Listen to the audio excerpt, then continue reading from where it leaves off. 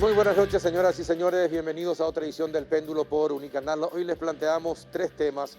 El primero, nada más y nada menos que con el presidente del Colegio de Abogados del Paraguay, el doctor Manuel Riera. Hablaremos acerca de la vacancia en la Corte Suprema de Justicia, cómo se está haciendo la evaluación de los postulantes. Hablaremos también de la decisión del presidente de la República de intentar candidatarse para presidir la Junta de Gobierno del Partido Colorado. Y por supuesto también hablaremos de las escuchas ilegales que se están realizando en nuestro país. El segundo bloque vamos a hablar de economía y de economía post pandemia con dos jóvenes del sector MIPYMES, Bruno de Felipe, presidente de ACEPI, y Francisco Martino, presidente de la UIP Joven. Ellos tienen detalles interesantísimos acerca del impacto que el presupuesto general de gasto de la nación, que se está inflando, va a tener en nuestro país. Y el último bloque hablaremos del crimen organizado, lucha contra el crimen organizado y la desarticulación de varias estructuras.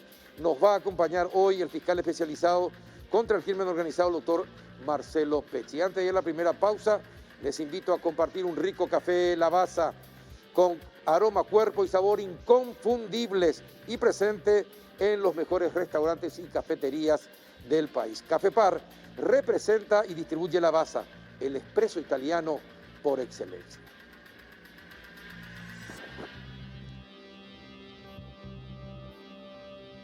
Vuelve a Bristol el Samsung Week, una semana de precios inigualables. Aprovecha hasta el 50% de descuento en todos los productos de la marca Samsung. Escucha esta super oferta. Celular Samsung Galaxy A12, precio normal 18 cuotas de 191.000 guaraníes. Ahora, solo 18 cuotas de 109.000 guaraníes. Contactanos ya al WhatsApp 0991-670-000, llamando al 519-4000.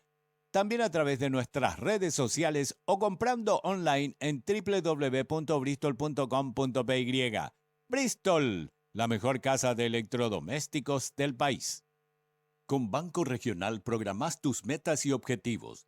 Activa tu ahorro programado desde 10.000 guaraníes mensuales y hasta 60 meses. Ingresa a www.regional.com.py y empezá a ahorrar. Escribinos al WhatsApp 0971-219-0900 para más información. Regional. Creemos en vos. ¿Qué tal? Buenas noches, doctor Manuel Riera. ¿Cómo anda? Hola Carlos, buenas noches. Gracias por la invitación. No, gracias por aceptar estar con nosotros. Bueno, habíamos hablado por radio acerca de la situación del presidente y este sorpresivo anuncio que hizo que podría ser candidato y no gobernar, no asumir el cargo. De todas formas, ¿qué implica que el presidente de la República acepte? ¿Sería violar la Constitución que acepte la candidatura, pelee por la candidatura y después no asuma? Mira, este es un asunto que nosotros lo discutimos mucho, solíamos hablar mucho de este asunto con papá, hasta el caso Nicanor del 2006, los problemas que tuvieron Horacio Cartes, el propio Mario Abdo, Juan Afara cuando era vicepresidente, Fernando Lugo, cuando quisieron ser senadores, el propio Nicanor hace unos años para atender la cuestión. Y este es un tema que a nosotros nos gusta desde el punto de vista del derecho constitucional, y yo venía acá con la intención de hacer de abogado del diablo en el sentido de decirte, no se puede. La mayoría va a sostener que sí, creo que una minoría va a sostener que no, y me gustaría sostener, digamos, la posición de la minoría porque, en mi opinión, conociendo cómo funciona este país, sin ser ingenuo y de espaldas a la realidad de este país, una presidencia de la República abocada a hacer campaña para dedicarse a otro cargo que exclusivamente no es el de presidente, por un lado. Y que no va a asumir cuando si gana. Que no va a asumir, por otro lado, es acumulación de poder público. Y en términos republicanos eso no se puede aceptar. Entonces, en mi opinión, no se puede hacer, ¿verdad? Ahora, y también es un privilegio excesivo para una sola persona, que se le deje correr, por ejemplo, violando la Constitución, y que después no asuma ganando, pero independientemente de eso, también está la otra cara. ¿Qué pasa si pierde? ¿Cómo queda el presidente de la República ante el resto de la sociedad perdiendo unas internas? Mira, cuando hablábamos en radio contigo decíamos lo mismo, ¿verdad? El presidente de la República anunciaba una idea de combatir un poder hegemónico, pero lo que pasa es que propone una propuesta hegemónica. Entonces es un poquitito un contrasentido plantear lo mismo para combatir lo mismo, fuego con fuego, agua con agua. No es lo ideal. Acá lo que pasa es que no tiene sentido, honestamente, él mencionaba de que el Partido Colorado podría reunirse el día de mañana y podría pensar que él sería una persona útil en un sentido u otro acercándose a la Junta de Gobierno. Y yo digo, en la realidad esas cosas no ocurren así. No se levanta un día para otro el Club Biguá de Pesca y dice, mira, me gustaría que venga Riera a ser presidente del Club de Pesca. Si los perros quieren que presida, es porque necesitan caña, necesitan riel, necesitan carnada, necesitan lancha, combustible. O sea, siempre hay algo que se quiere de a quien se le apoya, porque de eso se tratan los intereses políticos. Entonces, pedirle a un presidente de la República que en el ejercicio de su mandato constitucional, a la que tiene que dedicarse exclusivamente, que haga campaña para dedicarse a otra cosa no exclusiva de su presidencia, plantea un problema constitucional, y ganar es incompatible, perder supone mentir al electorado para el cual se presenta, en términos de honestidad de para qué se le quiere elegir, ¿verdad? Uno quiere un presidente para que presida, Claro. uno quiere un gerente para que gerencie, no para que llegue y no ejerza, no para que llegue, o sea, no tiene mucho sentido, Carlos, entonces creo que en ninguno de los dos escenarios es factible. Si constitucionalmente para usted le está vedado competir. Vos sabés que sí, si estuviera todavía vivo me retaría, ¿verdad? El doctor Mendonca padre, decía que sí. No habló muy bien, no muy puntualmente de este caso, pero en este librito que traje acá, se llama Derecho Vivo, él escribía la posibilidad que sea o no incompatible para el presidente de la República dedicarse a otro cargo. En aquel momento se hablaba de ser senador cuando es presidente o de ser senador aunque deje de ser presidente porque es senador vitalicio. Se volvieron a todas las discusiones convencionales, se trajeron todas las cosas. El Tribunal Electoral ya dijo esto en la época de Nicanor, que Nicanor podía. La Corte Suprema, cuando se planteaban las inconstitucionalidades, Osvaldo Domínguez Dip y sus abogados rechazaban las acciones, es decir, Nicanor podía.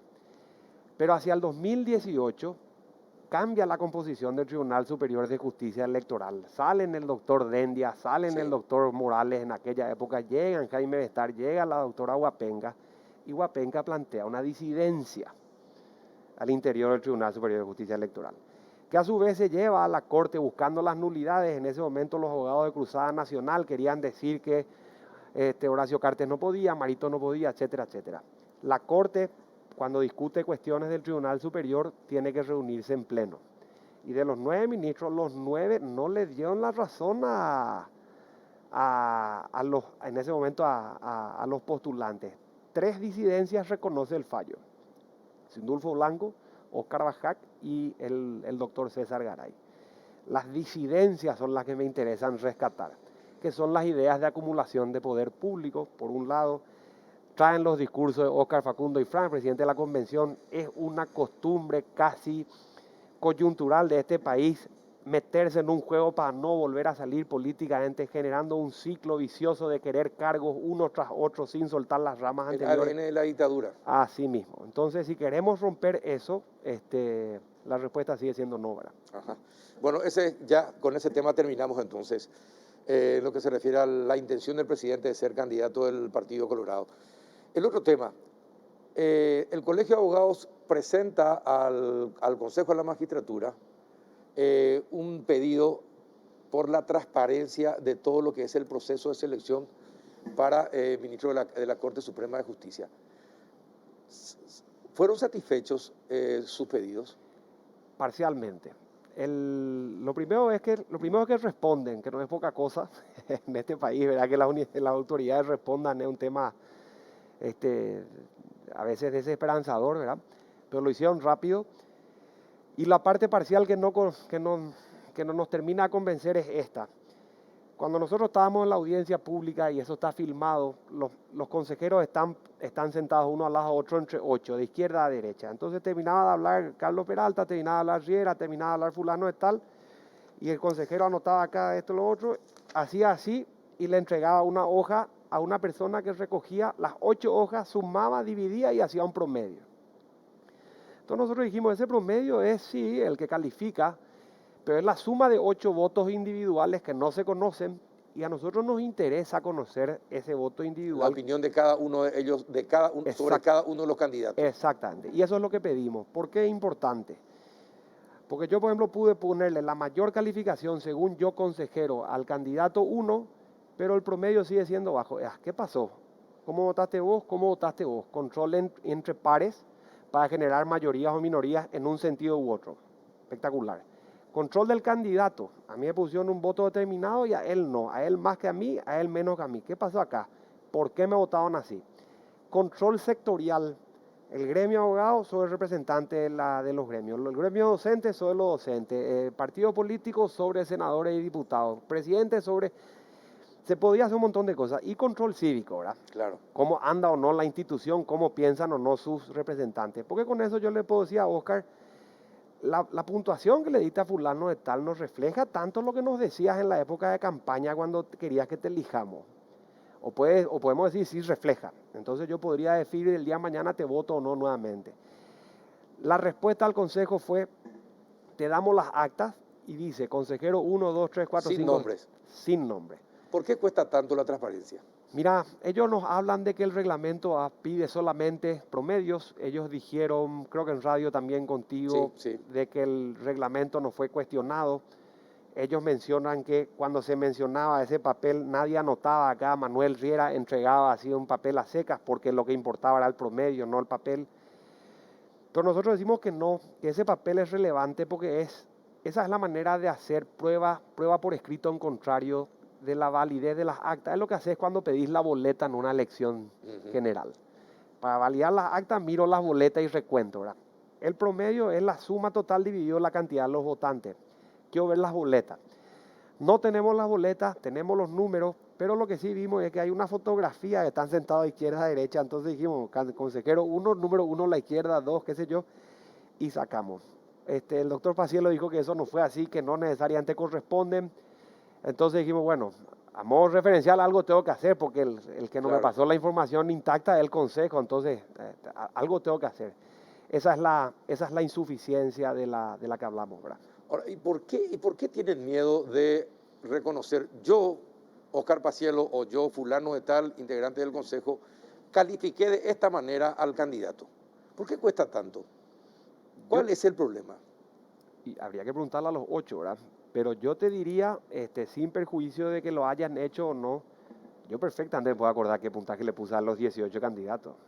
O sea, cualquiera que es ordenado en el manejo de su intención y es responsable en la puntuación que da, porque es su voto que quiere que esté, guarda bien ese papel, ¿verdad? Y además esa boleta no debería poder tirarse, porque esa boleta es instrumento público de un órgano público accesible al resto.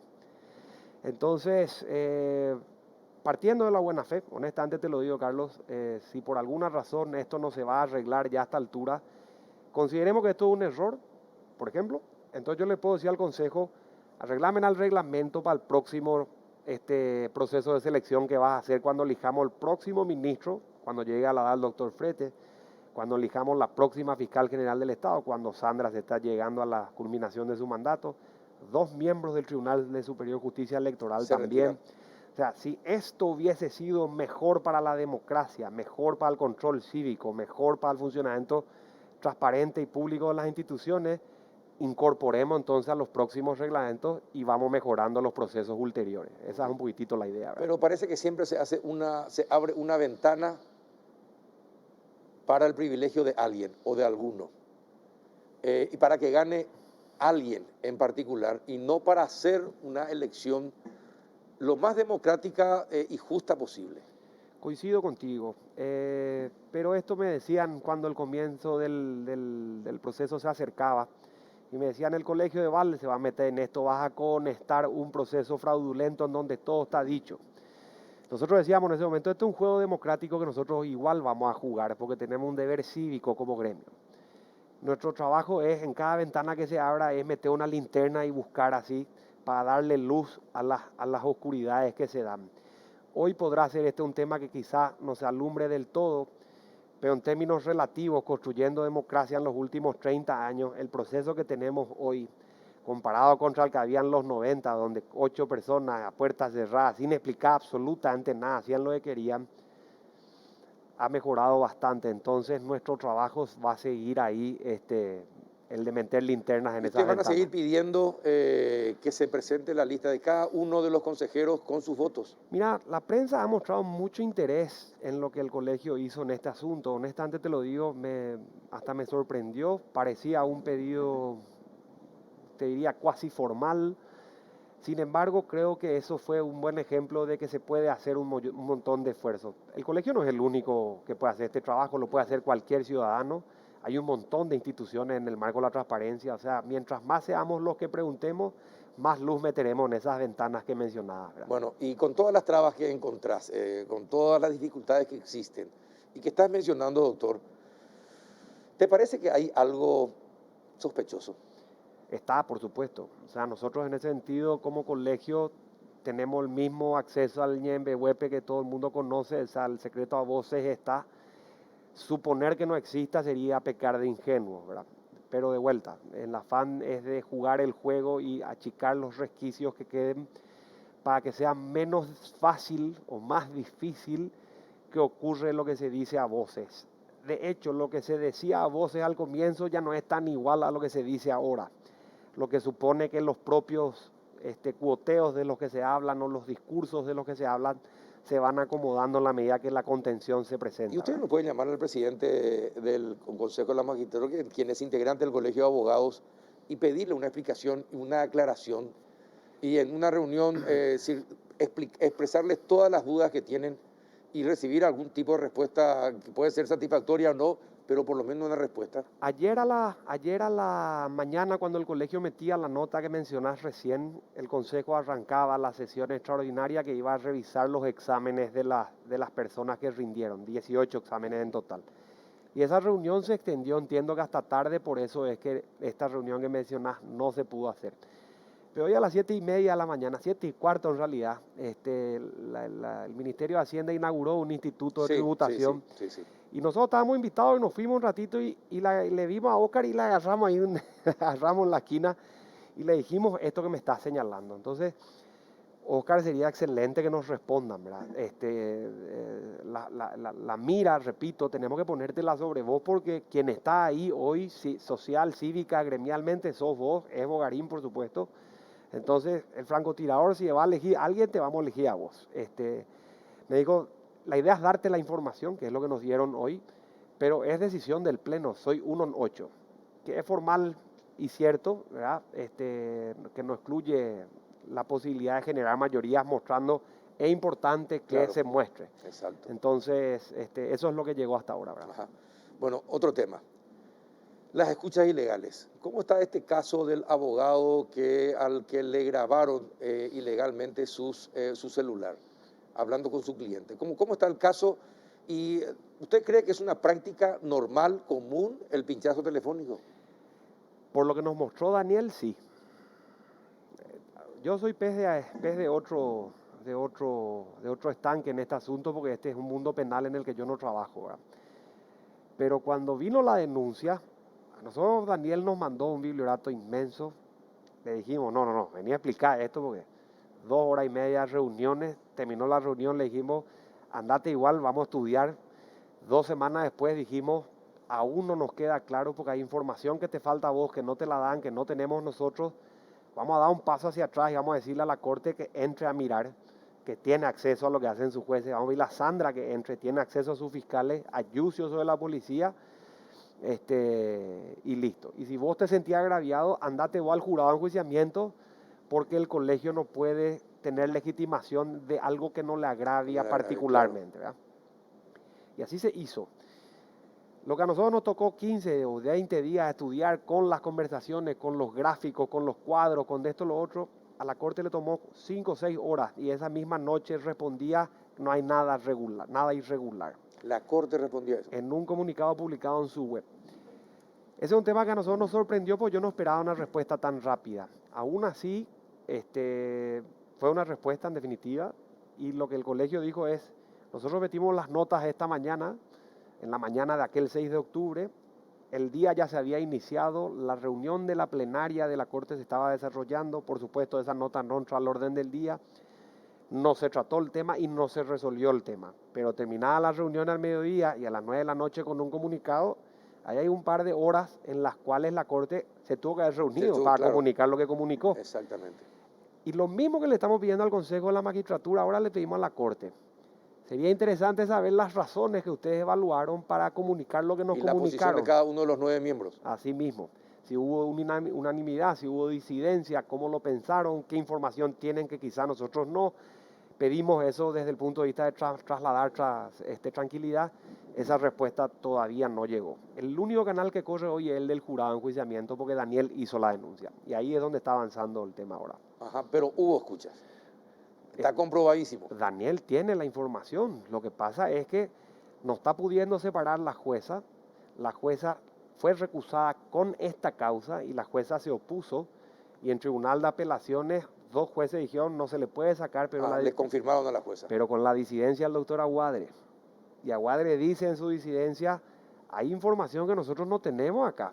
El fiscal no aplicó todavía. Hay papeles que no llegaron acá. Lo mismo que dijo el colegio, ¿eh?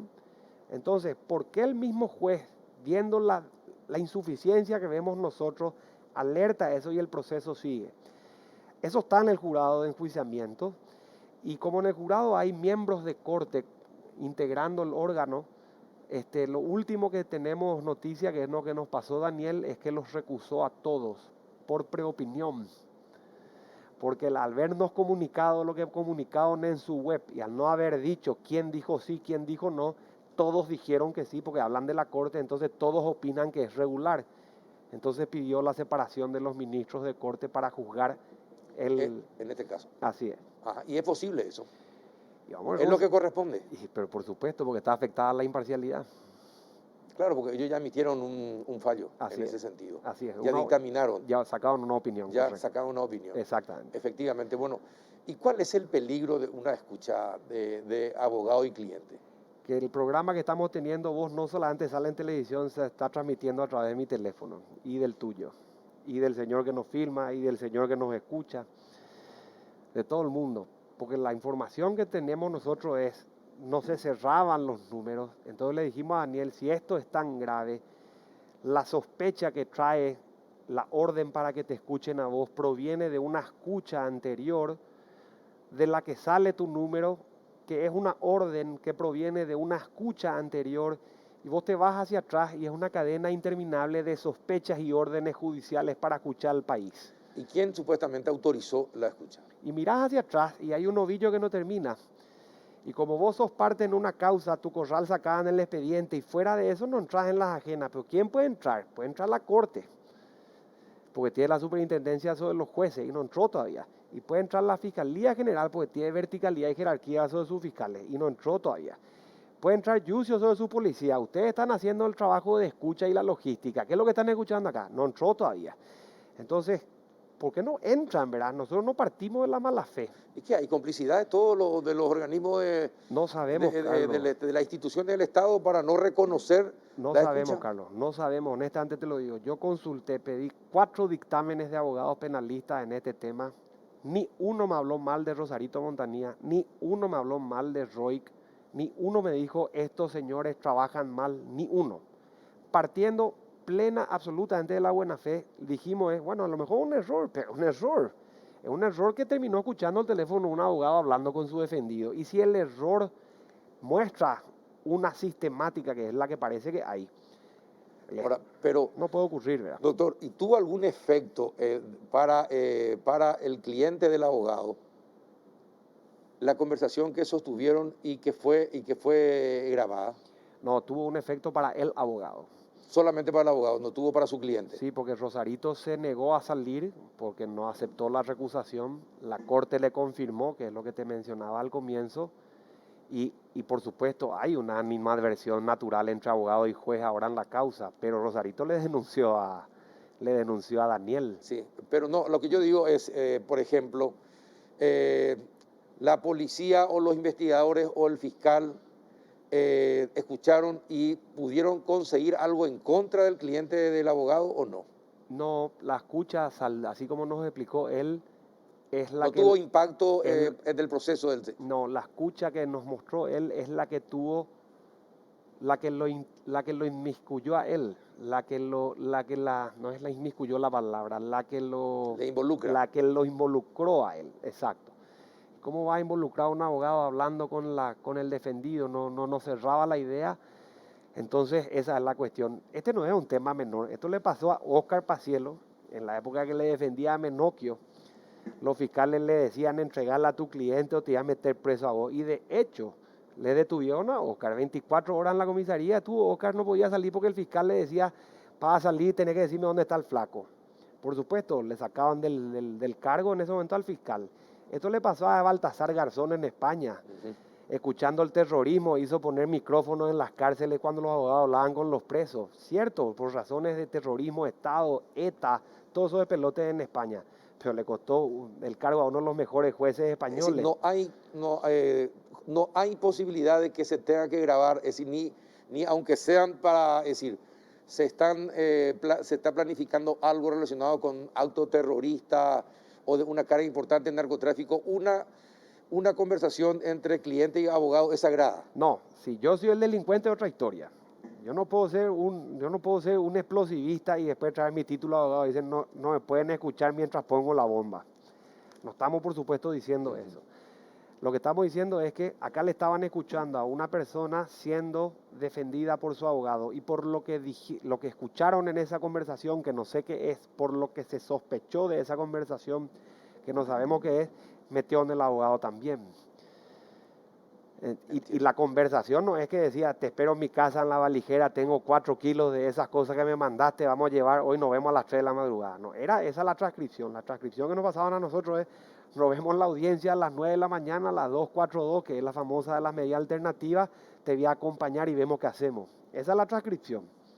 Perfecto, doctor. Pasó volando el tiempo. 3 temas interesantísimos. Gracias por la exposición y te agradezco que hayas venido. Te quería preguntar algunas cosas más, pero se me fue el tiempo. Ya vamos a tener tiempo de seguir conversando sobre otros procesos de selección que se están llevando a cabo en estos momentos. Así que te agradezco que hayas venido. No, ya vos la invitación. Está bien que me despache. Hay más gente interesante, Carlos. Gracias por la invitación. No, por favor. El doctor Manuel Riera, presidente del Colegio de Abogados. A la vuelta de la pausa, vamos a hablar de la economía del país y el presupuesto general de gasto de la nación. ¿Cómo va a impactar en las microempresas? ¿Y qué dirán al respecto el presidente de ACEPI y el presidente de la UIP Joven a la vuelta de la pausa? Vuelve a Bristol el Samsung Week, una semana de precios inigualables. Aprovecha hasta el 50% de descuento en todos los productos de la marca Samsung. Escucha esta super oferta. TV Samsung Smart de 32 pulgadas. Precio normal 18 cuotas de 255.000 guaraníes. Ahora, solo 18 cuotas de 159.000 guaraníes. Contactanos ya al WhatsApp 0991-670-000, llamando al 519-4000. También a través de nuestras redes sociales o comprando online en www.bristol.com.py. Bristol, la mejor casa de electrodomésticos del país. Nace un nuevo proyecto en el barrio Mburucuyá, en Avenida Molas López. Molas Design, una propuesta de primer nivel que cuenta con espacio para disfrutar y trabajar gracias a sus 130 metros cuadrados de amenities y 400 metros cuadrados de coworking. Aprovecha los precios de preventa, departamentos monoambientes y de un dormitorio desde $47,385. Molas Design, una nueva forma de invertir en Paraguay. Contáctate al 0992-288-744 y asesórate hoy mismo. Encontralo en el portal Infocasas. Bien, seguimos en el péndulo por Unicanal. ¿Qué tal, Francisco Martino, presidente de la UIP? ¿Cómo estás? Un gusto, Carlos, de saludarte, que poder compartir acá lo que pensamos al respecto. Gracias por venir. Y también está Bruno de Felipe vía Zoom. ¿Qué tal, Bruno? ¿Cómo estás? Buenas noches. Prende tu micrófono, Bruno. Buenas noches, disculpen. Buenas noches, Carlos. Buenas noches, ¿cómo están? Y bueno, felices de poder sumarnos hoy para tener esta conversación tan importante sobre la economía post-pandemia. Bueno, la semana pasada le tuvimos acá a César Barreto, el ex viceministro, y también Beltrán Maki. Estábamos hablando del presupuesto. Ellos estaban preocupados por el agujero que se le está haciendo al presupuesto general de gasto de la Nación.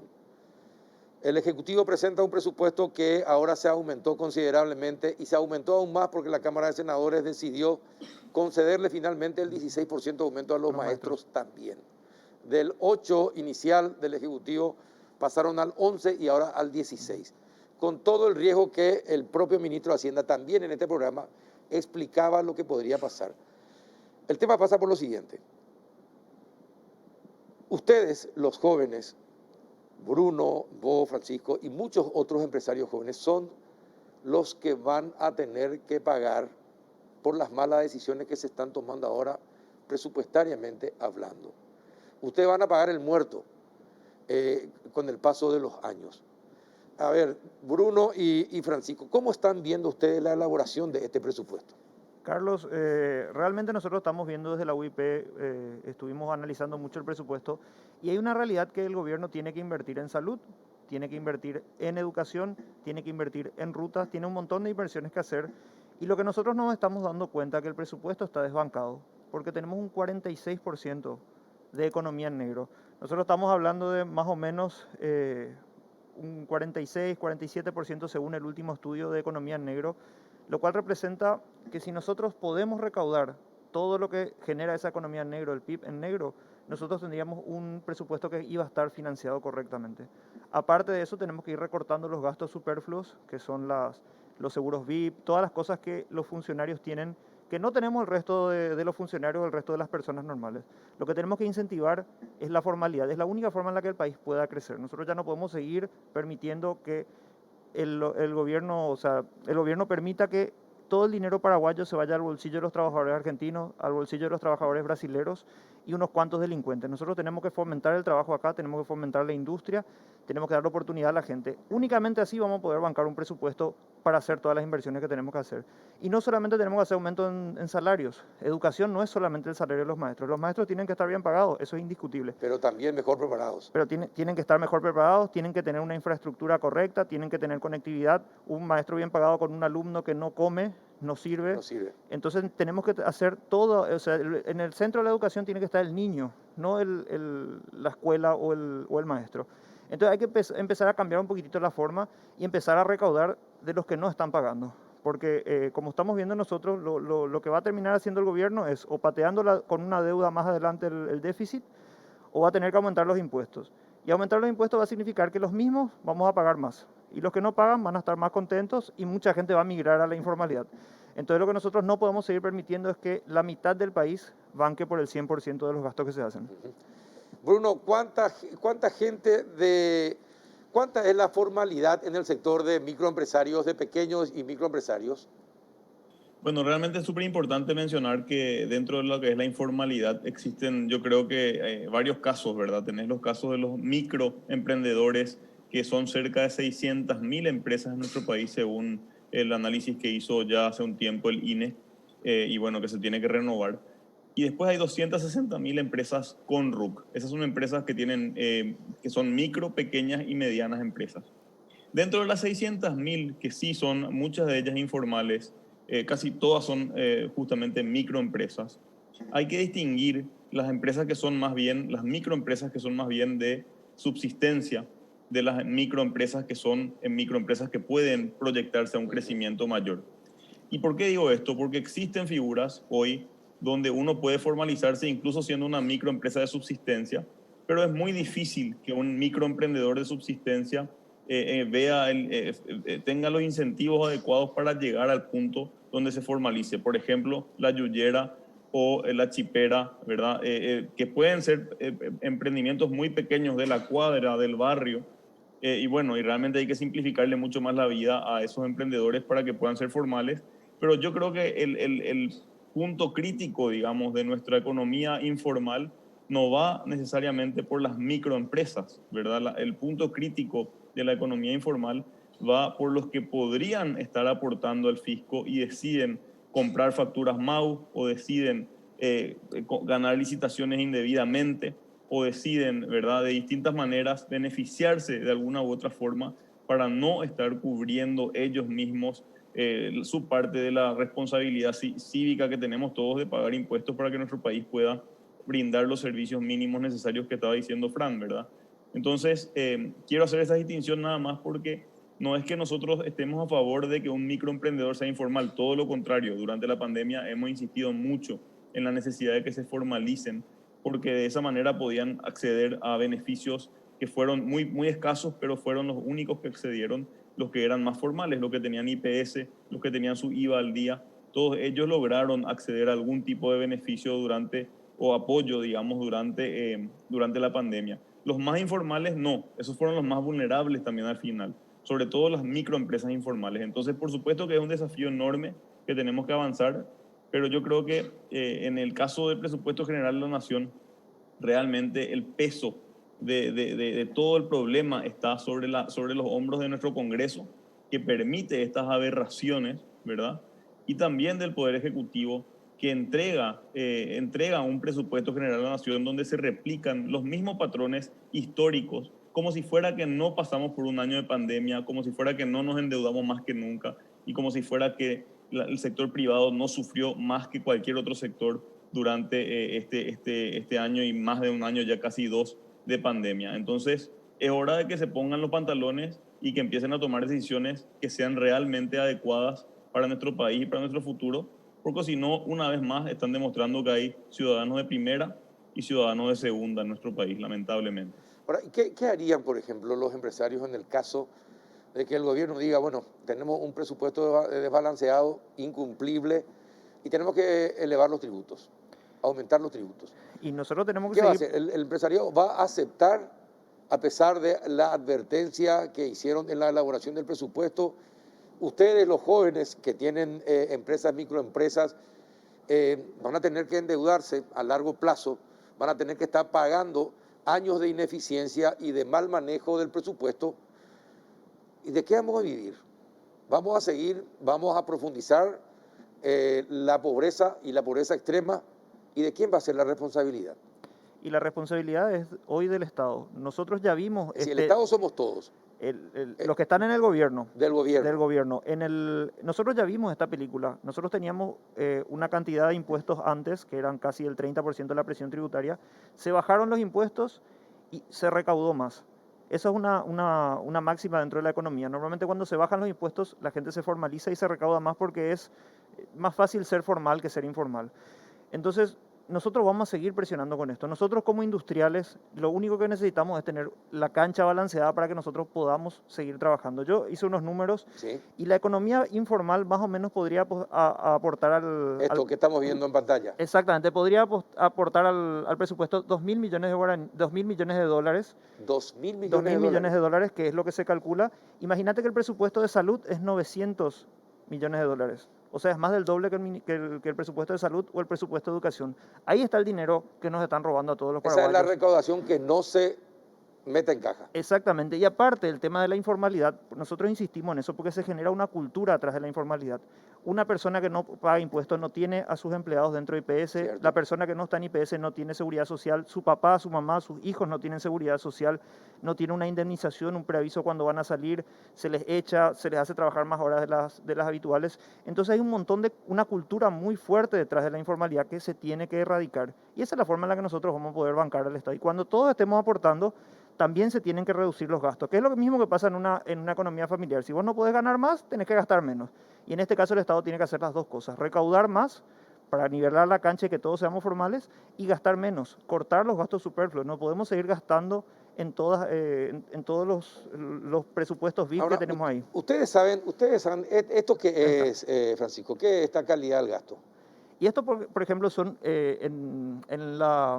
Esto es lo que debería cortarse. La Asociación Pro para el Desarrollo Paraguay hizo un estudio y esto fue un ejemplo de los gastos superfluos.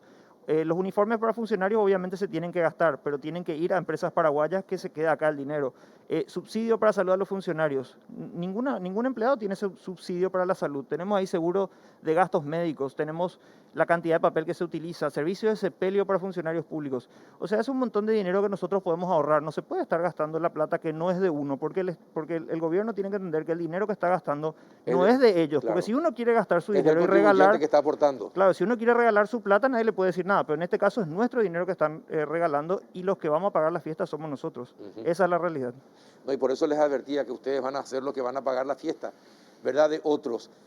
Bruno, en este momento, ¿ustedes saben cuánto cuesta el Parlamento, por ejemplo, al Paraguay? Es decir, mantener el costo que tiene el Parlamento. Estaba leyendo una información acerca de lo que en la región cuesta el parlamentario, ¿verdad?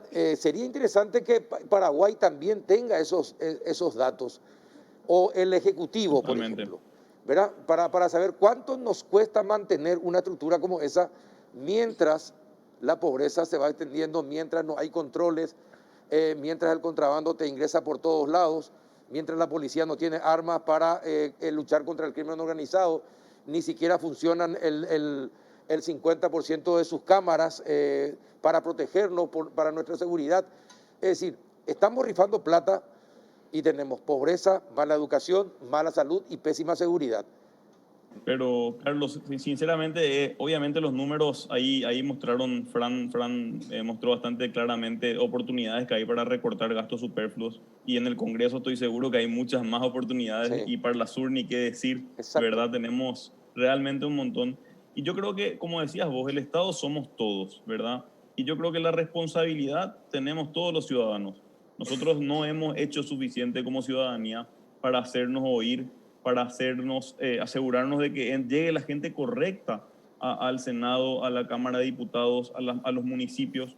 Sigue llegando mucha de la misma gente. Hay excepciones, por suerte, excepciones honrosas que nos muestran que sí se puede, que sí es posible generar un cambio, pero realmente hoy por hoy es evidente que no hemos hecho suficiente como ciudadanía para ponernos de acuerdo en lo esencial y para lograr trabajar realmente en conjunto, más allá de nuestras diferencias, para defendernos de la mafia corrupta que domina el Estado paraguayo. Porque esa es la realidad, ¿verdad? Hay una gran mafia que está haciendo de las suyas, tanto desde el Congreso como desde el Poder Ejecutivo, como desde el Poder Judicial, y son todos representantes nuestros, que nosotros de alguna u otra manera elegimos como ciudadanos. Entonces, ¿qué estamos haciendo como ciudadanos? ¿Qué estamos haciendo como emprendedores para que eso cambie? ¿Qué estamos haciendo para encontrar más puntos que nos permitan estar de acuerdo y trabajar juntos por soluciones en lugar de estar simplemente quejándonos por Twitter o por redes sociales, tirando una piedra y después, bueno, mirando a otro lado para ver si otra persona se hace cargo? Realmente cambiar nuestro país no va a ser fácil, va a tomar muchísimo más esfuerzo de lo que nos imaginamos y sobre todo va a tomar va a ser necesario que nos unamos más allá de nuestras diferencias, los que estamos para trabajar y no para robar, ¿verdad? Ese es el gran desafío. Lo que pasa es que no tenemos tanto tiempo porque tenemos que trabajar todo el día para poder cubrir nuestras cuentas y aparte tenemos que defendernos de los que nos quieren robar y secuestrar el Estado paraguayo. Y bueno, es un desafío que nos toca y creo que no debemos, digamos, dejar de poner el pecho entre todos para hacer frente a esto. También les quiero poner, a ver si meto el dedo en la llaga también. Hoy Fuster creo que dijo algo que te molestó, Francisco, ¿no? Hoy hubieron unas declaraciones que como mínimo fueron desacertadas del fiscal, porque nosotros estamos reclamando que el contrabando no puede seguir operando de la forma que opera. O sea, uno va al mercado de abasto, uno va al mercado 4 y está todo impunemente funcionando. Los pequeños productores de pollo ya tienen que empezar a cerrar porque los huevos no se venden, porque el huevo blanco, que es el que en su mayoría es de contrabando, está dominando. Entonces, nosotros reclamamos eso. Y el fiscal reclama que no somos objetivos, que dentro de las filas de los gremios también hay contrabandistas. Y nosotros lo que solamente le pedimos al Estado es que nos nivele la cancha. Si ellos tienen determinado quiénes son los contrabandistas, tiene que haber alguien preso. Claro. No podemos seguir permitiendo que unos pocos se queden con el dinero de todo el pueblo. Nosotros no podemos, o sea, un fiscal no puede decir eso como una excusa. Es Como un responsabilidad de argumento, los fiscales imputar y nosotros le El vamos a Fuster, que acompañar. no es más fiscal, es creo que secretario anticontrabando. Está en la unidad anticontrabando. Está en la unidad anticontrabando, pero yo no es más fiscal. Ahora, lo que sí me preocupa es lo siguiente: sáquenle el argumento a Fuster, sáquenle los argumentos a los que piensan así, a los políticos que piensan de esa manera y que justifican el contrabando de esa manera, sáquenle esos justificativos. Y también creo que hay que hacer una campaña interna también en los gremios para terminar también con los negociados con las licitaciones amañadas, con el 20% de sobrecosto de todas las obras públicas. No es 10% o 5% o 7%. Siempre es el máximo que permite la ley. 20%, como una cuestión religiosa. 20% de sobrecosto tienen todas las obras públicas. Y ahí hay responsabilidad de un sector del empresariado, ¿verdad? Que está torcido también y que ustedes también tienen que hacer una campaña interna para combatir eso, porque de lo contrario le van a dar argumentos a Fuster para que siga diciendo lo mismo. Pero ahí hay algo que nosotros no podemos decir. Todo el mundo cruza el semáforo en rojo, entonces yo también voy a hacer. Nosotros desde la UIP siempre estamos trabajando para que las pequeñas empresas puedan entrar en licitaciones. El año pasado se hizo un trabajo muy fuerte con la AICP para que todas las empresas que hacían costurería, los pequeños talleres puedan empezar a proveer al Estado. Entonces nosotros estamos trabajando muy fuerte de eso, pero el Estado tiene que gastar mejor, tiene que contratar mejor, sin duda, y tiene que dejar también de hacer gastos que no tienen ningún sentido. Por ejemplo, nosotros tenemos ferrocarriles del Paraguay hace cuántos años y no tenemos ferrocarriles. Tenemos una secretaría y no tenemos ni un solo vagón. Es lo mismo tener un ascensorista sin ascensor. Sin ascensor. Cuando tenga ascensor, pero bueno, contratarle cuando necesites, no Así antes. mismo. Entonces esas ya no pueden ser excusas, es responsabilidad del gobierno. Y aparte, que es lo que estábamos hablando con el senador que nos visitó, Juan Darío Monge, que es el presidente de la bicameral que está analizando el presupuesto.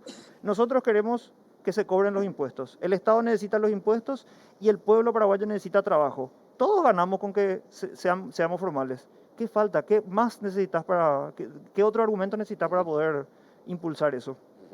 Bruno, ¿y vos qué pensás acerca también de una campaña interna que hay que hacer dentro de cada uno de los gremios que trabajan en el país? Sin duda, Carlos, definitivamente existen también justamente agentes privados. Yo no le voy a llamar empresario a esas personas porque realmente si uno está ganando su dinero de una manera indebida, uno no puede considerarse ni empresario ni emprendedor, ¿verdad? Eso es simplemente una persona oportunista que está haciendo trampa para ganar dinero y eso es algo inadmisible. No podemos cambiar nuestro país si nosotros mismos no estamos poniéndonos los más altos estándares en cuanto a ser formales, a cumplir con toda la reglamentación.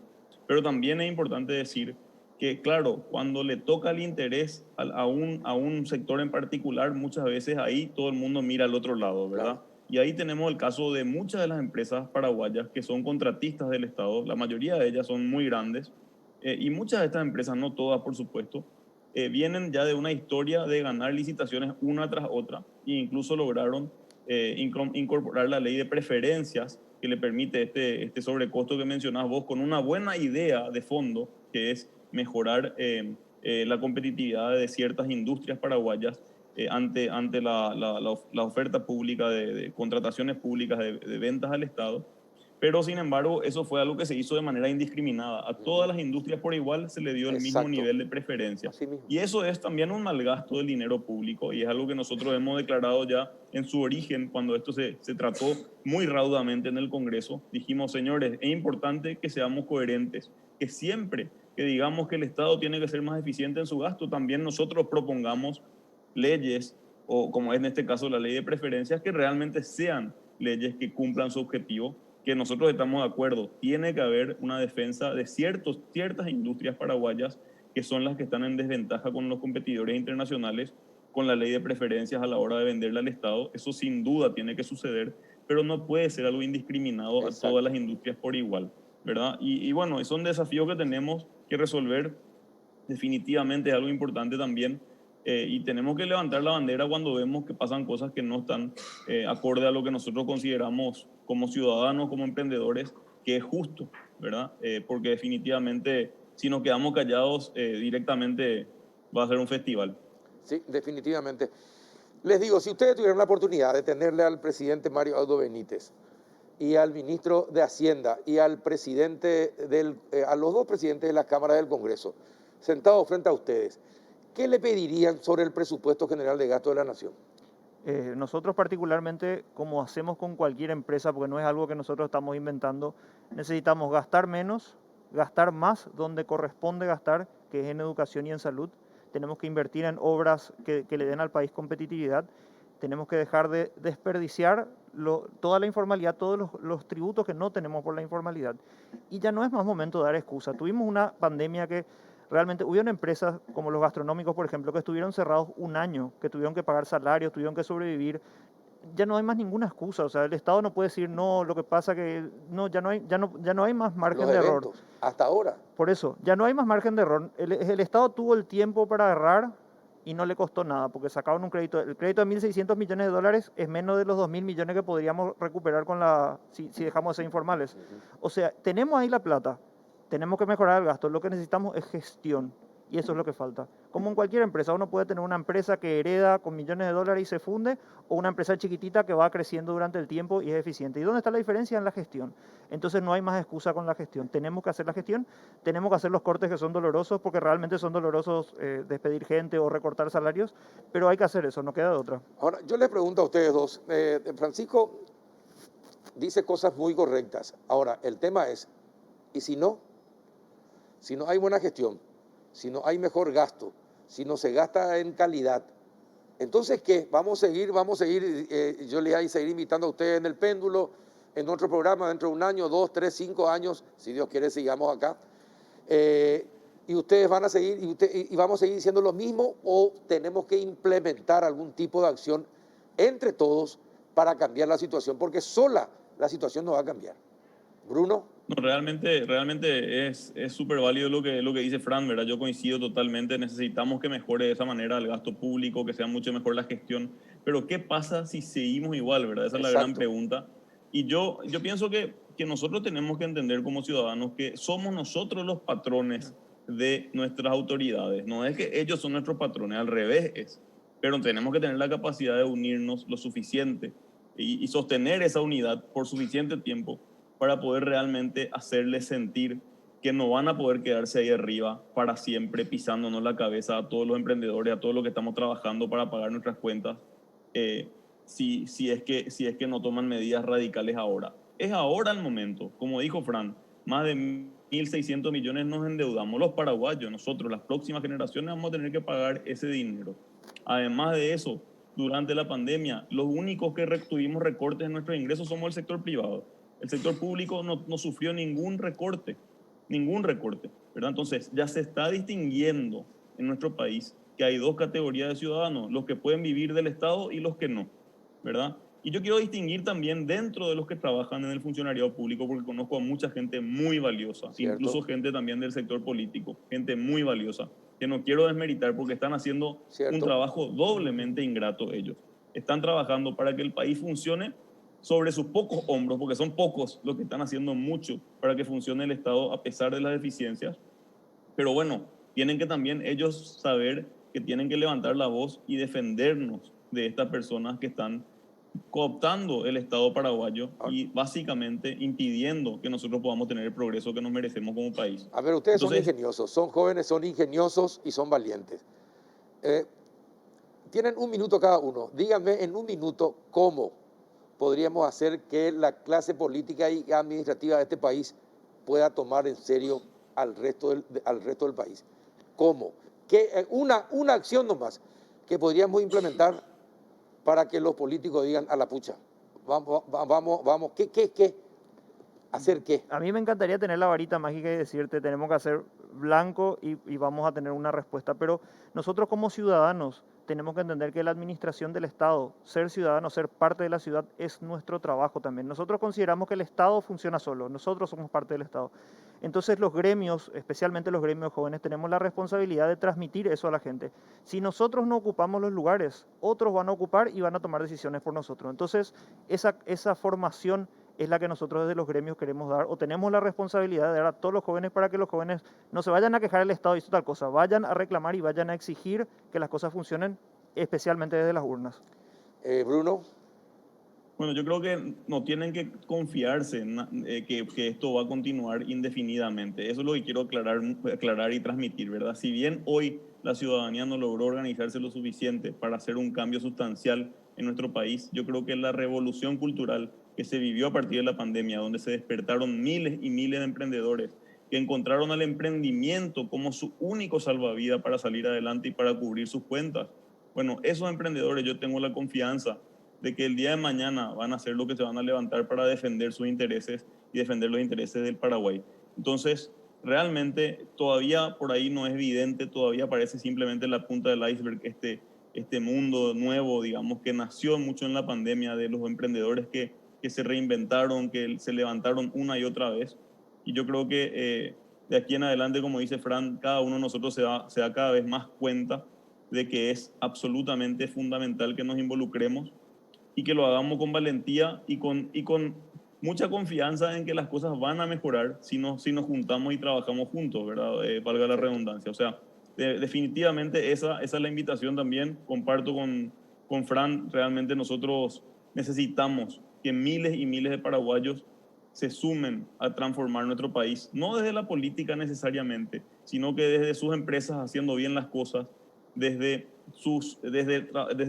el tránsito mismo, tratar de ser más civilizados entre nosotros los paraguayos. Y bueno, tantas otras cosas que tenemos que lograr, ¿verdad? Como ciudadanía para realmente poder pedir que las cosas cambien, ¿verdad? Porque hoy estamos todavía bastante lejos de eso. Perfecto. Muchas gracias, Bruno, por estar allí esta noche. Muchas gracias. También, Muchas gracias Fran, a muchas ustedes. gracias por venir. Carlos, muchísimas gracias por el tiempo y bueno, un gusto. Igualmente. Bruno de Felipe y Francisco Martino con nosotros, dos jóvenes emprendedores industriales y que desean un mejor Paraguay. A la vuelta de la pausa vamos a hablar acerca de algo que hace muy mal al Paraguay, el crimen organizado. Ya volvemos.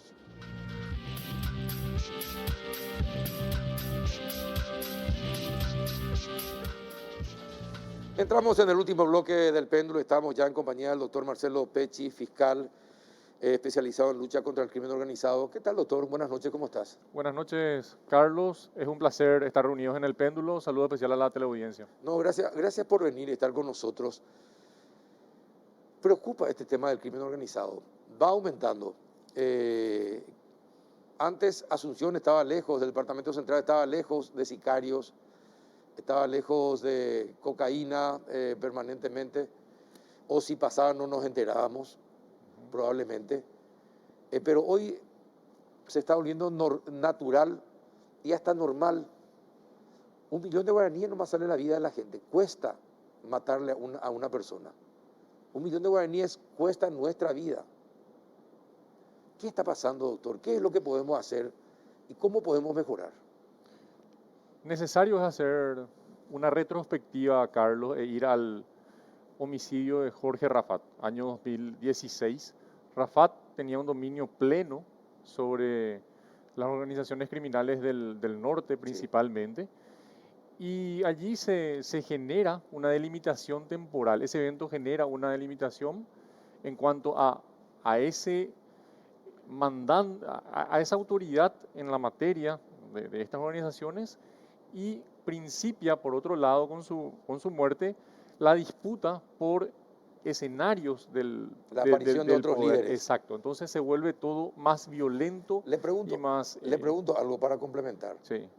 La muerte de Rafat sirvió también para que soldados, hasta ese momento, soldados de los grupos criminales del Brasil en Paraguay y paraguayos se animaran y empezaran a pelear por su propio territorio y hacer su propio negocio, doctor. Claro, que quedaron abiertos los espacios y se disipó muchísimo la esfera de poder, se descentralizó. Entonces, ya conectando con lo que me consultabas, Carlos, esa multiplicidad de exponentes que están luchando por ese predominio es lo que deriva en este tipo de circunstancias, inclusive en lo que antes se consideraba un descontrol. Por ejemplo, el último caso de Pedro Juan Caballero, donde el cuádruple del crimen. Claro, donde fallece la hija del gobernador.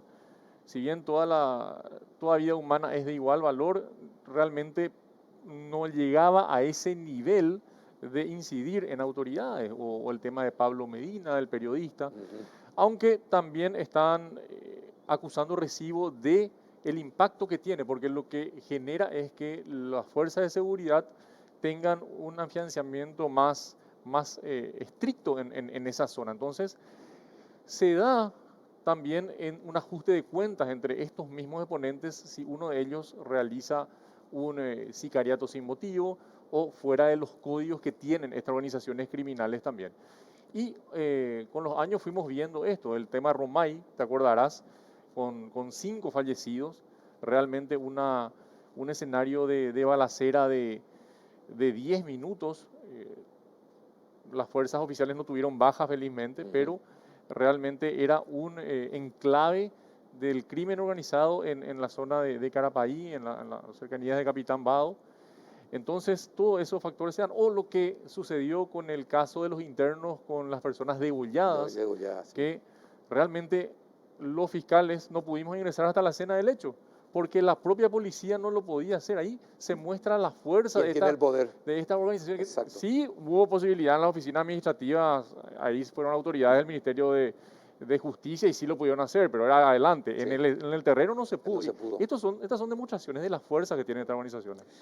Le quiero significar algo que me dijeron los presidentes de las cámaras de comercio de Pedro Juan Caballero y Ponta Pona. Sí. Fuimos a hacer un programa de radio allí y están los dos presidentes de los empresarios de Ponta Pona y Pedro Juan. Lógicamente pidiendo mayor seguridad, pidiendo más policías, mejor armamento, móviles, etcétera, mayor decisión. Hasta que en un momento dado les pregunto, oficialmente y personalmente ustedes dos señores, ¿qué pasaría, les dije, qué pasaría si el narcotráfico y el crimen organizado fueran eliminados de Pedro Juan y Ponta Pona? ¿Qué pasaría con el comercio? Interesante la pregunta. Se quedaron callados un minuto, Sí. se miraron y después dijeron, se muere el comercio. ¿Cómo inficionó el crimen organizado? Sí, se muere el Sí, comercio de llegar Ponta a ese Pona. nivel, sí. Es decir, que el crimen organizado sostiene la economía de esas dos ciudades. Pero eso es, no sé cómo le voy a aplicar, increíble y es gravísimo. Directa o indirectamente. ¿Sí? Directa o indirectamente. Y una cuestión cultural también, porque allí nadie habla, allí se mantienen exentos, cuesta muchísimo recabar información, las cámaras apuntan a cualquier lado o no graban, una serie de cuestiones en las que hay que trabajar jerarquizando a las fuerzas de seguridad y recuperando de alguna manera la normalidad que debería tener una población Claro. pacífica. Va a llevar su tiempo. Pero es también, lo que quiero demostrar con esto, doctor, es la debilidad de los gobiernos en la lucha contra el crimen organizado. Es inadmisible que tu soberanía no pueda ser defendida contra los criminales narcotraficantes. No sé cómo te digo, no me entra en la cabeza aceptar eso como normal. ¿Verdad? Sí. Es una grave deficiencia de todos los gobiernos que pasaron no haber combatido con decisión al crimen organizado, al narcotráfico. Y claro, No tenemos ni siquiera un solo radar, no tenemos. Un solo radar, ni un solo avión para perseguir a estos miles de avionetas que vienen con cocaína. El cielo nuestro es un pasaje del Sí. crimen organizado. Nosotros detectamos organizaciones que tenían por lo menos 5 vuelos mensuales, semanales, digo bien. O sea, realmente un nivel de ganancias exponenciales, eso significa también. Y hay que replantearse eso, hay que invertir en este tipo de tecnología, los radares primarios. Y también está muy instalado el tema de la ley de Río Aronave, ¿no? ¿Y usted Ese está a tema, favor, como fiscal? ¿Estaría a favor? tenemos que analizarlo interinstitucionalmente y en forma sostenida. Es un tema muy controversial y te explico por qué. Por un lado están los derechos humanos que señalan que cómo va a derribarse una aeronave sin un juicio previo o en una situación de que no sabes si realmente tenía droga, correcto. Y la otra posición, la de seguridad del Estado, señala un avión irregular, fuera de control, al cual, mediante una ley que debe preexistir, se le advierte que claro, baje se genera la secuencia de Sí. advertencias. Exacto. Y realmente hace caso omiso, porque tiene una escala. Primero es la detección del avión, segundo es la identificación, Exacto. luego viene propiamente el acercamiento y finalmente la interdicción. La interdicción. Y último paso, o sea, los Hay que están de acuerdo con esta ley señalan que la misma es eminentemente preventiva y excepcionalmente represiva. Usa la disuasión, la persuasión. Por lo tanto, es un tema interesantísimo que debe ser analizado, claro está, con reglas claras y siempre respetando los derechos Estados humanos. Unidos hace eso, Brasil está haciendo eso. Tiene Colombia, tiene Perú. Tiene Colombia, Sí, tiene Perú. es así. Y ellos sufrieron, ellos sí saben lo que es sufrir por el tema del narcotráfico. Claro, ¿verdad? porque una aeronave hostil realmente es algo totalmente descontrolado. Y te hago una analogía o un paralelismo.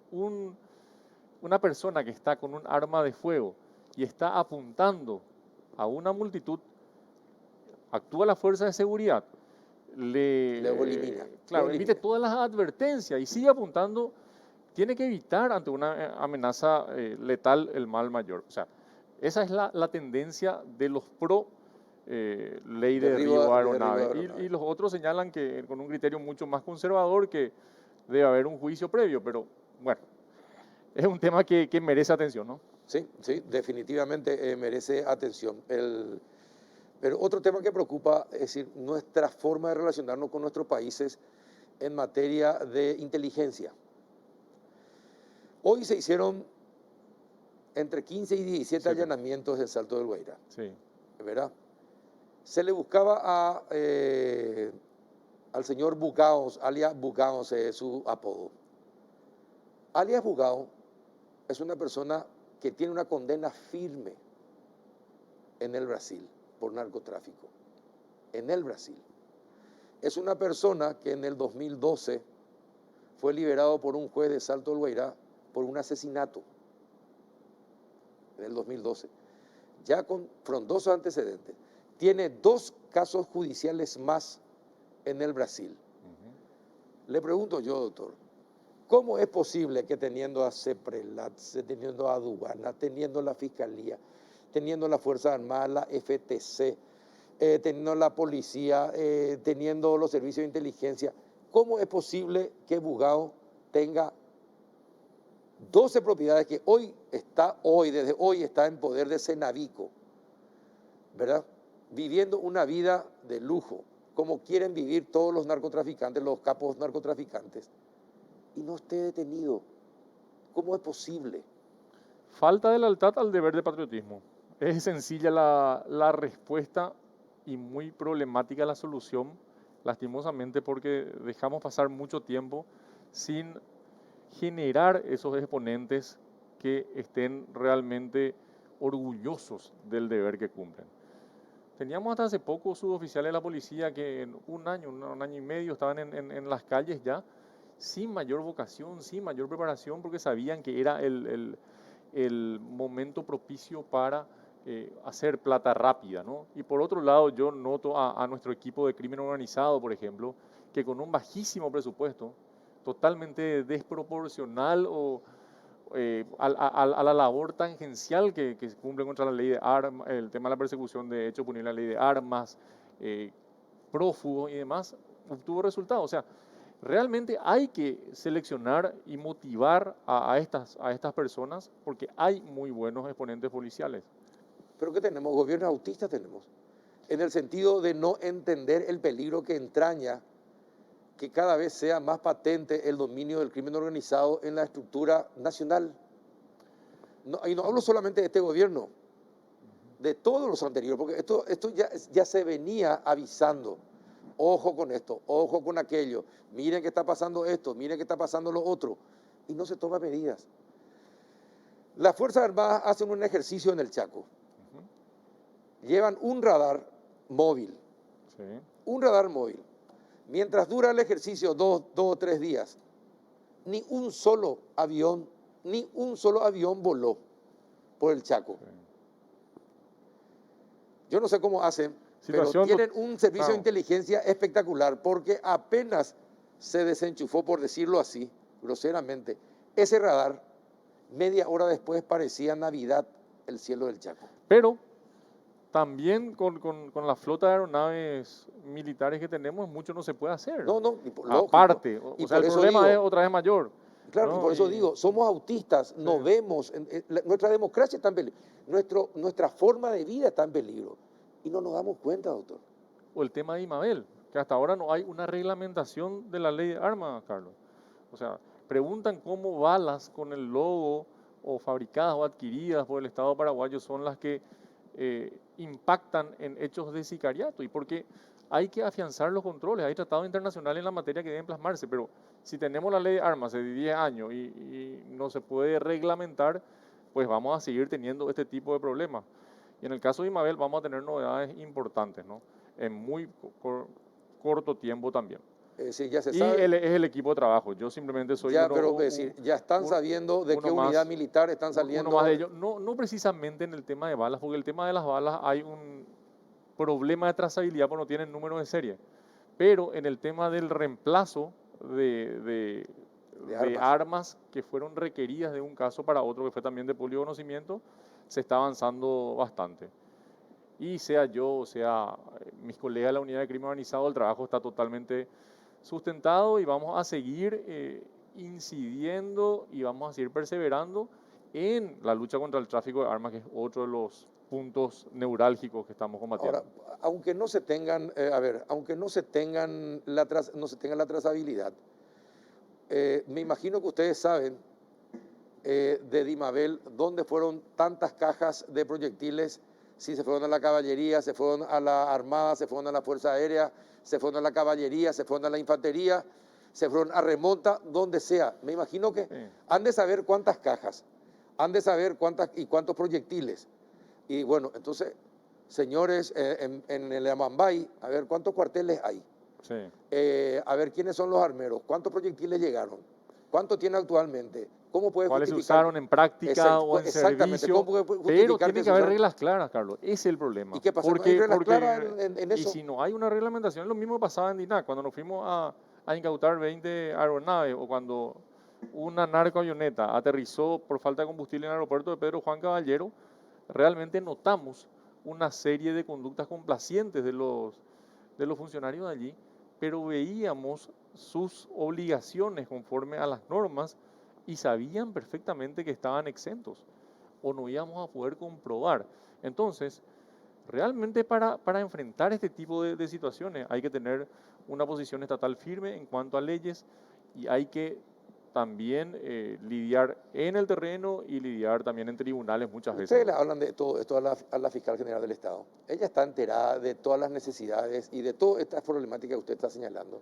Tenemos reuniones habituales con la doctora Sandra Quiñones, tiene una visión muy firme y muy lúcida de lo que es por su experiencia en la lucha contra el crimen organizado y realmente valoro muchísimo el apoyo. Ella habla con las autoridades nacionales, le dice al señor Mario Audo Benítez, señor presidente, mis fiscales tienen estos inconvenientes porque hay una falta de control en las unidades a cargo del Poder Ejecutivo y del Presidente de la República que deberían ser subsanadas. Necesitamos mejores leyes, porque si ustedes no le dicen lo que tienen, no van a hacer, doctor. No, yo creo que son situaciones muy constatables y constatadas en cuanto a déficit y yo lo único que puedo esperar es que realmente el gobierno tome nota y actúe también en consecuencia, porque realmente la Fiscalía actúa y es el rol de director de la investigación, pero sin los implementos legales, sin las fuerzas de seguridad idóneas, tampoco vamos a poder hacer mucho. Y elaboren los proyectos de leyes, hablen con los parlamentarios, preséntenles y que ellos se apropien de ese proyecto de leyes, porque ustedes saben mejor que nadie lo que se necesita. Bueno, voluntad política. Podemos hacer el mejor proyecto de ley también. Entonces, cada uno en el estamento en el que estamos debemos realmente dar muestras concretas. En cuanto a la unidad de crimen organizado, es satisfactoria la labor y justamente mencionaba a la doctora Sandra Quiñones, ella habilita, hace operativa esta unidad que trabaja también en complemento con antisecuestro, con narcotráfico y realmente con poco hemos tenido muchos logros y también hemos evitado consecuencias, por ejemplo, de asalto a transportadoras de caudales, a bancos, cuestiones que muchas veces no las podemos publicitar, pero es tan estratégico y... No, está bien, y es su labor. Claro. Está bien la labor Sí. de poder evitar todo eso, es parte del trabajo de ustedes. Exacto. Ahora, el tema pasa por el Congreso, es decir, personalmente, es difícil que pase por el Congreso un proyecto de ley que pueda servir para mejorar el combate contra el crimen organizado. ¿Vos crees que va a ser difícil Porque vos sabés que hay, Que se apruebe. vos se sabés que apruebe. hay muchos comentarios y relacionamientos del poder político, es decir, de las cámaras del Congreso, de los senadores y diputados con el crimen organizado. Mucho no se puede probar, pero se comenta siempre de que hay. Por eso te pregunto, personalmente, ¿crees que va a ser difícil?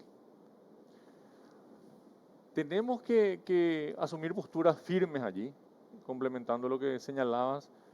Tenemos que controlar, motivar, publicitar. El Ministerio Público representa a la sociedad. Siempre nosotros somos abiertos a señalar aquellos aspectos que son deficitarios. Te decía lo de la reglamentación de la ley de armas.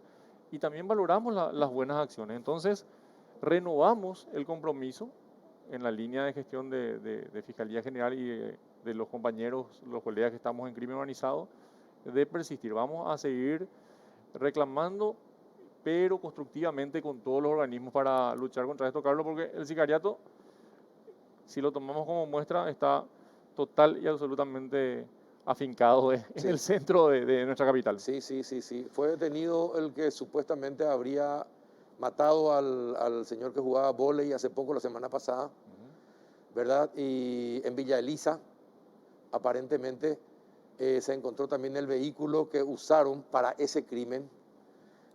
Allí, bueno, ojalá se pueda combatir al crimen Y organizado y a tenemos los tan buenos sicarios. policías. Hay Carlos. muchos buenos El policías. subcomandante Gilberto Fleita, el comisario Silguero, Sí, excelente. todos los integrantes del Departamento contra el Crimen Organizado. Por eso te decía, con tan poco se ha hecho tanto. Y cuando vamos a cursos en el exterior, por ejemplo, los demás participantes realmente reconocen la capacidad con las experiencias transmitidas, la perspicacia, la intuición y los logros de nuestra fuerza. Por eso yo realmente soy optimista, pero también siendo autocrítico a nivel global, debemos actuar ya. Debemos actuar ya porque realmente esta organización... ¿Qué significa actuar ya? Actuar ya significa propuestas concretas, acciones concretas y revisarlas periódicamente, ¿no? Ahora sucede esto en Pedro Juan, pero no tenemos que simplemente a nivel Estado contener esta situación y aclarar este hecho o poblar de policía, sino tenemos que tener un plan ya a largo alcance. El cuádruple crimen, Sí. ¿fue venganza? ¿Fue realmente lucha por territorio? Porque es incomprensible que hayan matado a 3 mujeres. Sí, ¿verdad? Entonces, sí. y además, dio la orden el que estaba en la celda VIP, es el principal responsable. ¿Y cómo es posible que un preso esté en una celda VIP y nadie se entere hasta que ustedes llegaron y encontraron? ¿Cómo es posible que hayan entrado aire acondicionado, televisores, una tabla de billargol, ahí, etcétera, etcétera, que se hayan cambiado los baños, que la mujer permanentemente esté acompañándole? A ver, pasa de todo dentro de la estructura del propio gobierno. Bueno, en cuanto a la primera parte de la pregunta, evidentemente yo creo que hay un componente ilícito en esto, no es una simple desaveniencia personal, pero hay que tener cuidado también en eso, porque muchas veces los perfiles de las personas involucradas, víctimas o victimarios, son indicadores iniciales, pero pueden darse otro tipo de factores. Por eso nosotros estamos conjugando. Puede darse también la ejecución por parte de uno de los exponentes del crimen organizado para encargándole el hecho a una industria del sicariato, por ejemplo, que estamos siguiendo y coordinando esas líneas, ¿no? Entonces, se dan la confluencia de todos estos factores en el análisis. Y en cuanto al señor Aguayo, realmente es una línea de investigación, pero somos muy claros también con él en el sentido de que si no tenemos un elemento concreto vamos a ser justos y objetivos. Si incautamos el celular del mismo, los celulares en realidad eran varios y están siendo analizados. Entonces sabe perfectamente él, porque yo le expliqué en qué consistía el allanamiento, que vamos a adoptar las medidas que surjan de los elementos concretos. Y en cuanto al tema penitenciario, Carlos, Eso es complicidad. Es una cuestión que ya, Pero eso es complicidad, ya doctor. excede mi ámbito, ¿no? Eso ya es Pero no ámbito del es, Ministerio pero de a Justicia. ver, si yo le digo es complicidad, no estoy presuponiendo, ¿verdad? No es una presunción, es un hecho. Porque Ojalá se ajusten, se tomen las medidas adecuadas, ¿no? Al respecto. Espero que sí. Yo creo que debería haber la mejor voluntad para ello. Es interinstitucional el tema. Y yo siempre voy a propiciar el debate, la interacción concreta para ir mejorando este tipo o para ir mejorando en lo que el Estado, o en la respuesta que el Estado pueda dar sobre todo este flagelo. me hablaste de Dimabel y me dijiste que vamos a tener noticias importantes, gratas sorpresas. ¿Cuándo sería eso? La investigación está muy avanzada, estamos clarificando. Cuando ustedes los fiscales dicen está muy avanzada, Sí. ¿qué se tiene que entender? Que queremos ser precisos en lo que exponemos, no precipitar, y que las personas investigadas también sepan muy bien en qué punto estamos y qué elementos tenemos. Hay cuestiones técnicas que iremos ajustando, pero realmente fue un hecho bastante significativo y negativo el tema de que la custodia de evidencias tan importantes Se encontraban otros crímenes tengan realmente, hayan sido en poder de sicarios. Sí, realmente. Lo que pasa es que necesitamos de la entidad rectora en cuanto a la política de fiscalización, control y depósito de armas. Sin ellos no podemos, porque ¿cómo vas a investigar a quien importa, trafica, comercializa si la institución rectora no lo está haciendo? Pero no generalicemos. Yo conozco también buena gente en Dimabel que quiere una institución Diferente. que realmente se ciña al imperio de la ley. Ajá. ¿Y cuántos caerían? No, por eso vamos a analizar las conductas individuales. Pasa también lo siguiente, y esto hay que ser muy claros. El derecho penal es taxativo, tiene que encuadrarse. Y aquí lo que yo puedo ver también, o podemos analizar, que hay gente que está en primera línea y otra gente que obviamente el sentido común te señala que no, ese tipo de cosas a gran nivel no se hacen solos. Pero esas pueden ser presunciones. Claro. Pero tenemos que ir construyendo o incorporando datos que nos permitan eventualmente abarcar más, ¿no? En eso Es estamos. decir, que hay gente que está por encima del primer nivel que están investigando. Voy a hacer énfasis en el hecho en sí, ¿no? O sea, los adelantos que tenemos Qué bueno.